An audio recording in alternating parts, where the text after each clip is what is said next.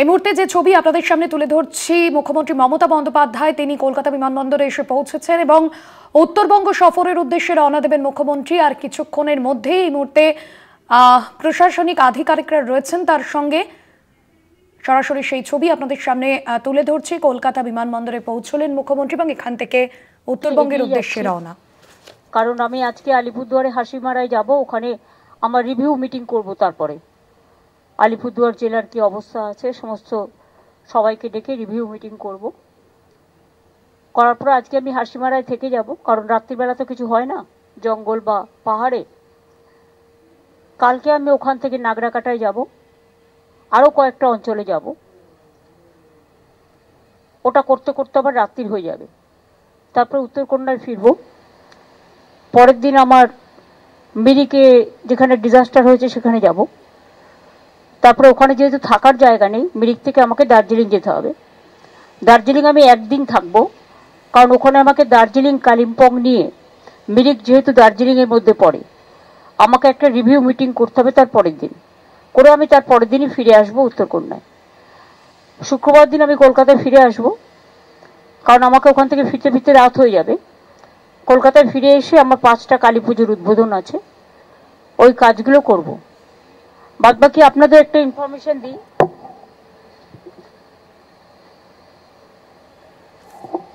যারা খুব ভালো কাজ করেছে তাদের আমরা একটা অ্যাওয়ার্ডে দেবো। মানে সিভিল ডিফেন্স বলুন, আপনার ফায়ার ব্রিগেড বলুন, লোকাল বলুন, পুলিশ বলুন, হেলথ বলুন, তাদের একটা অ্যাওয়ার্ডও দেবে। তাছাড়া আমি আরেকটা কথা বলি, আমার পাড়া আমার সমাধান একটা প্রোগ্রাম চলছিল। এটা ডিটেলস সিএসকে আমি বলেছি প্রেস রিলিজ করে দেওয়ার জন্য, কিন্তু আপনাদের জানাবার জন্য বলি, আমরা বলেছিলাম বুথ ওয়াইজে আমরা 10 লাখ টাকা করে দেব, অর্থাৎ 8,000 কোটি টাকার স্কিম আমরা নিয়েছিলাম। তার মধ্যে আপনারা শুনলে খুশি হবেন, এটা 6 নভেম্বর পর্যন্ত আছে।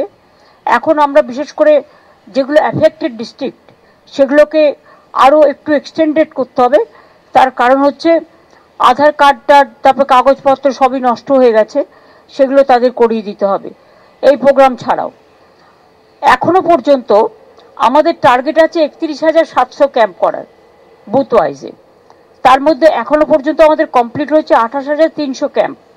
অলমোস্ট 90% বুথ আমরা কমপ্লিট করে ফেলেছি এবং সেখানে প্রায় 2.5 কোটি ভিজিটার্স এসছেন এবং তারা তাদের অনেক রকম প্রায় 383.58 লাখ স্কিমস আমরা রিসিভ করেছি এর মধ্যেই। তার মধ্যে 2.84 lakh scheme has already been given এবং টেন্ডার প্রসেস অলরেডি স্টার্ট হয়ে গেছে 1.86 লাখ প্রোগ্রামের। 100 প্রোগ্রাম অলরেডি কমপ্লিটেড হয়ে গেছে এবং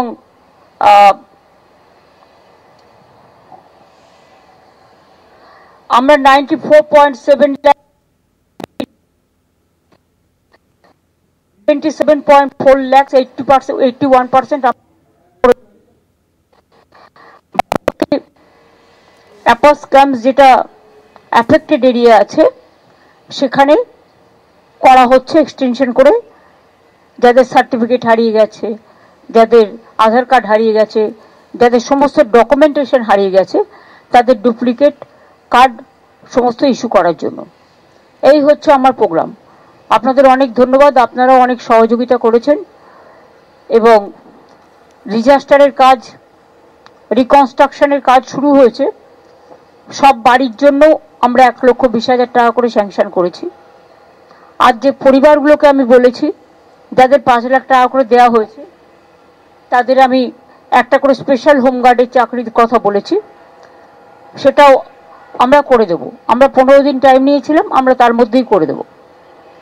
কাজে বাদ বাকি কতটা রিকনস্ট্রাকশনের কাজ হয়েছে, এখনো কতটা সার্ভে করা হয়েছে, কত জায়গা থেকে জল কমেছে, কত মানুষ রিলিফে আছে, রিলিফ কিটস কিন্তু আমরা সব পৌঁছে দিয়েছি এবং যেটুকু বাকি আছে সেটাও পৌঁছে দেওয়া হবে। আর জিআরটাও চলবে, সুতরাং মানুষের কোনো অসুবিধে হবে না। তিনধারিয়া দিয়ে দার্জিলিং যাওয়া যাচ্ছে এবং পাংখাবাড়ি দিয়েও যাওয়া যাচ্ছে, দুটো রুট খোলা আছে। আর যেটা রোহিণীতে ল্যান্ডস্লাইড হয়েছে তার কাজও শুরু হয়ে গেছে। আশা করি আর 5-6 দিনের মধ্যে সেই কাজটাও কমপ্লিট হয়ে যাবে। আর বাদ বাকি তো আপনারা জানেন মেডিকেট যে টেম্পোরারি ব্রিজটা সেটাও আর 7-8 দিনের মধ্যে হয়ে যাবে। পাকা ব্রিজ একটা হচ্ছে পাশে, যতক্ষণ পাকা ব্রিজটা না হচ্ছে। তাছাড়াও কিছু কাঠের ব্রিজ ছিল, অলরেডি কিছু কাঠের ব্রিজ অলরেডি কমপ্লিট করে দেওয়া হয়েছে। সুতরাং আমাদের কর্মীরা, প্রশাসনের প্রত্যেকটা লাইন ডিপার্টমেন্ট থেকে শুরু করে সবাই মানে জানপ্রাণ দিয়ে, এমনকি খাওয়া দাওয়া টাইমলি করছে না, খাওয়া দাওয়া করতে পারছে না, পড়ে থাকছে বিভিন্ন অঞ্চলে, তারা ভীষণ কাজ করছে, খুব হার্ডওয়ার্ক। এই হার্ডওয়ার্কিং এর জন্য আমরা সবাই তাদের অ্যাপ্রিসিয়েট করছি। এত তাড়াতাড়ি তারা যে রেস্টোর করতে পেরেছে, এবং রিলিফ ওয়ার্ক চলছে, এবং রিকনস্ট্রাকশনের কাজও যতদূর সম্ভব আমাদের টাকায় যতটা কুলায় আমরা অলরেডি স্টার্ট করেছি। এই পর্যন্ত আপনাদের আমার বলার, বাদ বাকি তো ফিল্ডে দেখা হবে। Thank you so much. Please don't include this and this. You can ask the police. That police, it is not me, it is a police. There is a private college. The matter nobody is supporting. You tell me when Odisha, before 3 weeks ago, 3 girls are raped in the sea beach. What action is being taken by the Odisha government? And Bengal, if anything happens on women, we don't allow anything to be considered as a casual case. It's a serious case we consider. And that girl, it's a shocking. She was studying in a private medical college. So all the private medical college, whose responsibility? How they came out in the night at 12:30? And it happens in the, so far I know, forest area. And 12:30, I do not know what happened. Investigation is on. I'm shocked to see the incident, but private medical colleges also is to take care for their students, and especially the girl child at night time. They should not be allowed to come out in the outside. They have to protect themselves also. There is a forest area.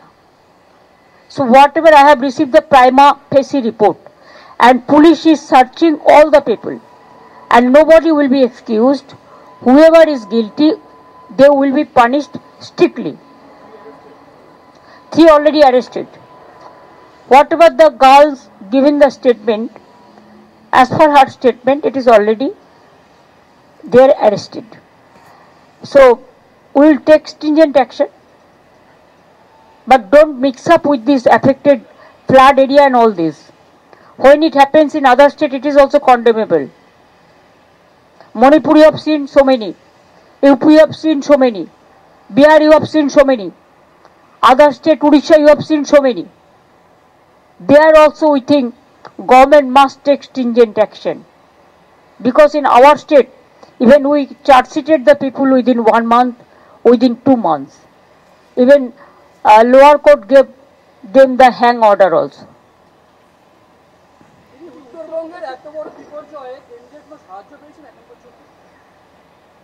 আমরা তো সাহায্যের জন্য বসে থাকি না। 5 বছর ধরে তো তারা আমাদের 100 দিনের কাজ বন্ধ করে রেখে দিয়েছে।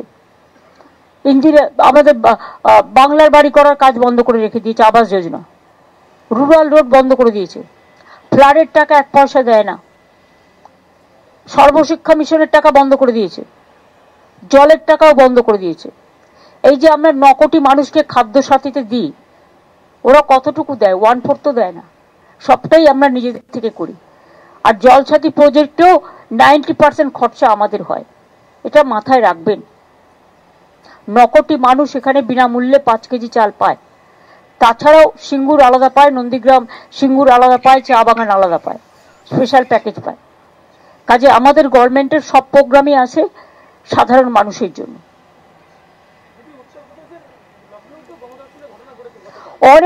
অনেক ঘটছে রেগুলার, সেখানে তারা কেয়ার করে না। সেখানে এমনকি যে ধর্ষিতা হয় তাকে পর্যন্ত কোর্টে যাওয়ার আগে রাস্তায় জ্বালিয়ে মেরে দেওয়া হয়। আপনারা তো জানেন এসব কেস। সাংবাদিকদের ধরে নেকেট করে জেলের মধ্যে ভরে রাখা হয়। এরকম অনেক কেস ঘটে। আমরা কোনো কেসকেই সাপোর্ট করি না, বাংলায় আমরা জিরো টলারেবল, আমরা এখানে কোনো রকম টলারেট করি না।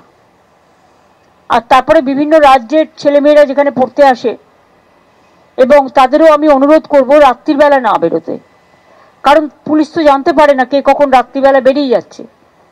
আর প্রাইভেট মেডিকেল কলেজেরও একটা দায়িত্ব আছে তাদের স্টুডেন্টদের টেক কেয়ার করা। পুলিশ তো বাড়িতে বাড়িতে গিয়ে বসে থাকবে না।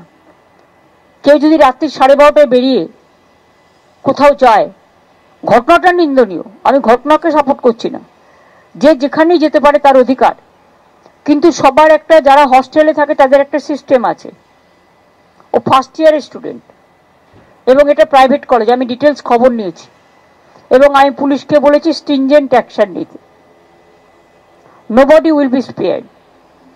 সুতরাং আপনারা দুটো আলাদা করে করুন, আমার পাড়া আমার সমাধানটা আলাদা করে করুন, এটা আলাদা করে করুন, আর প্লাস ওটাও আলাদা করে করুন।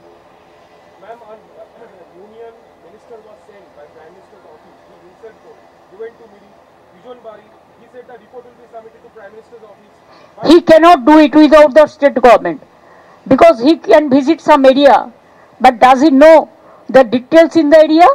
No. What report he will submit, it is a partial, nothing details.